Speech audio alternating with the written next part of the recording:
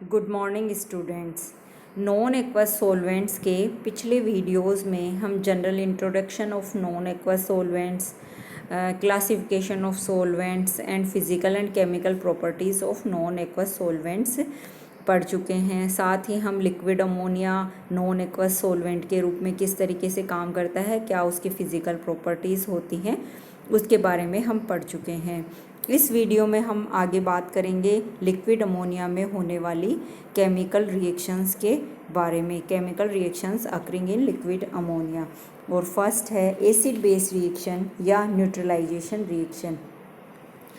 पहले acid base chapter में हम पढ़ चुके हैं सोलवेंट सिस्टम कॉन्सेप्ट में कि लिक्विड अमोनिया में वे सभी सब्सटेंसेस जो अमोनियम आयन देते हैं एसिड की तरह बिहेव करते हैं और अमाइड आयन देते हैं वो बेस की तरह बिहेव करते हैं। न्यूट्रलाइजेशन रिएक्शन में वास्तव में एसिड और बेस की आपस में रिएक्शन होती है और साल्ट प्लस सोलवेंट का फॉर्मेशन होता है। देखिए, लिक्विड अमोनिया में अमोनियम नाइट्रेट एक एसिड की तरह बिहेव करता है और पोटेशियम अमाइड एक बेस की तरह बिहेव करता है क्योंकि यह अमाइड आयन देता है। इन दोनों की रिएक्शन से पोटेशियम नाइट्रेट सॉल्ट और अमोनिया सॉल्वेंट का फॉर्मेशन होता है। अनदर एग्जांपल देखें अपन, अमोनियम आयोडाइड एक एसिड की तरह बिहेव करेगा जब उसे लिक्विड अमोनिया में डिज़ोल्व किया जाता है। लेड अमाइड एक बेस की तरह बिहेव करेगा जब उसे लिक्विड अमोनिया में डिज़ोल्व किया जाता है क्योंकि यह अमाइड आयन डोनेट करता है। इन दोनों की रिएक्शन भी एक एसिड बेस रिएक्शन है लिक्विड अमोनिया में होने वाली, जिससे सॉल्ट लेड आयोडाइड और सोलवेंट अमोनिया का फॉर्मेशन होता है।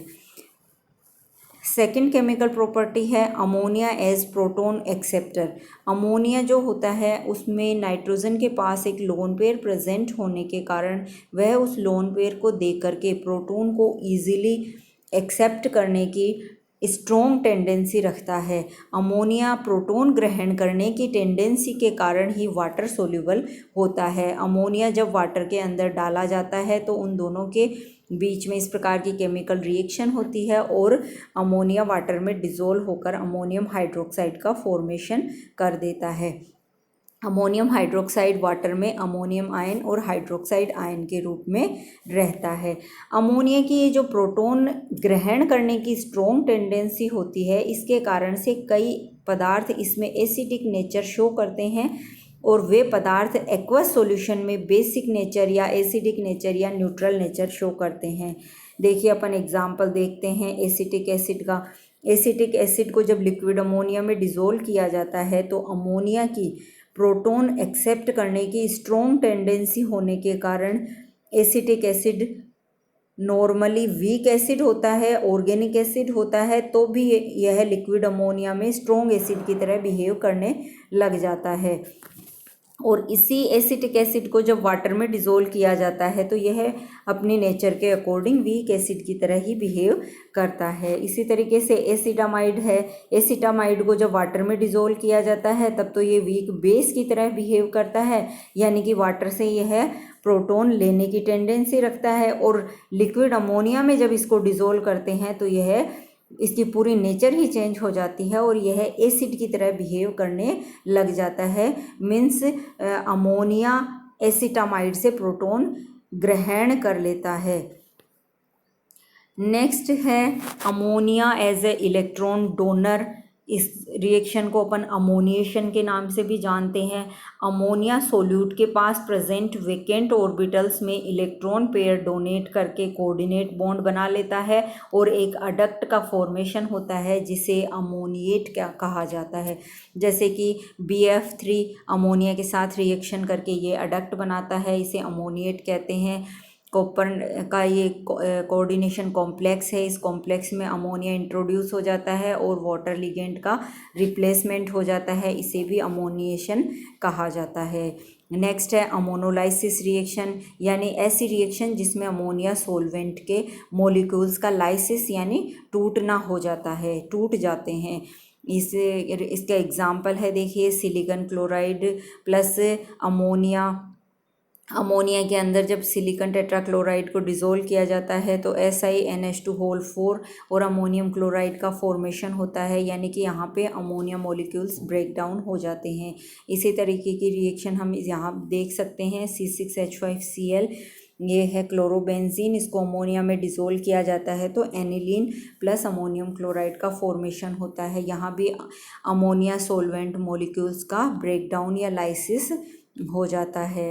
नेक्स्ट है देखिए मैथमेटिकली या प्रेसिपिटेशन रिएक्शंस। लिक्विड अमोनिया में कई ऐसे पदार्थों का भी हम प्रेसिपिटेशन कर सकते हैं जिनको वाटर में हम प्रेसिपिटेट आउट नहीं कर सकते हैं। ये रिएक्शंस वाटर एंड अमोनिया में सोल्यूबिलिटी के जो डिफरेंस है उनके ऊपर आधारित होती है। जैसे कि पोटेशियम आयोडाइड है, उसकी रिएक्शन जब अमोनियम क्लोराइड से करवाई जाती है लिक्विड अमोनिया के अंदर, यानी कि लिक्विड अमोनिया को एज ए सोलवेंट हम यूज़ करते हैं तो पोटेशियम क्लोराइड का प्रेसिपिटेशन हो जाता है जो नॉर्मली वाटर में पॉसिबल नहीं होता है।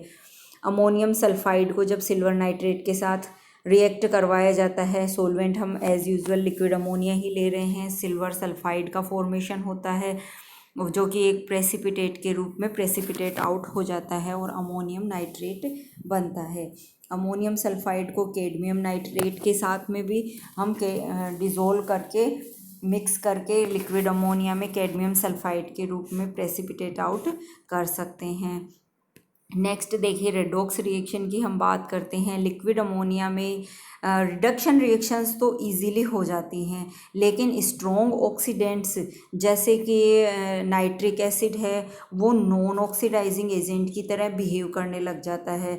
अतः जब हम लिक्विड अमोनिया में रेडॉक्स रिएक्शन करवाना चाहते हैं तो हम केवल और केवल रिडक्शन रिएक्शन ही करवा पाते हैं, ऑक्सीडेशन रिएक्शन इजीली नहीं हो पाती हैं।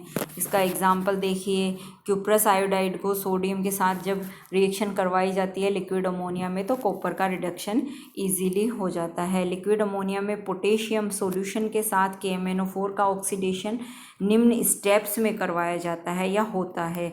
KMnO4 प्लस पोटेशियम मिलकर के K2MnO4 का फॉर्मेशन करते हैं और ये K2MnO4 पोटेशियम के और एटम्स या मॉलिक्यूल्स को लेकर के लिक्विड अमोनिया सोलवेंट के साथ रिएक्शन करके MnO प्लस KNO2 और KOH के रूप में बन जाता है। कॉम्प्लेक्सेशन रिएक्शंस कुछ इनसोल्यूबल मेटेलिक एमाइड्स जैसे कि KNH2 होते हैं, उनका एक्सिस में से रिएक्शन करके सोल्यूट कॉम्प्लेक्स का फॉर्मेशन करते हैं। Reactions of metal ammonia solution देखिए, किसी भी मेटल को specially alkali metals and alkali earth metals को जब लिक्विड अमोनिया में डिज़ोल्व किया जाता है तो ये इजीली डिज़ोल्व हो जाते हैं और एक ब्लू कलर का सॉल्यूशन बनाते हैं। सॉल्यूशन की कंसंट्रेशन जैसे जैसे बढ़ाई जाती है वैसे वैसे ब्लू कलर और भी अधिक डार्क होता जाता है और लास्ट में वह ब्रोंज यानी कांसे के कलर का हो जाता है और कांसे की ब्रोंज की एक लेयर उसकी सतह पर तैरती हुई हमें लगती है। इन सॉल्यूशन की कुछ स्पेसिफिक प्रॉपर्टीज़ होती हैं जिसके बारे में अपन नेक्स्ट वीडियो में बात करेंगे।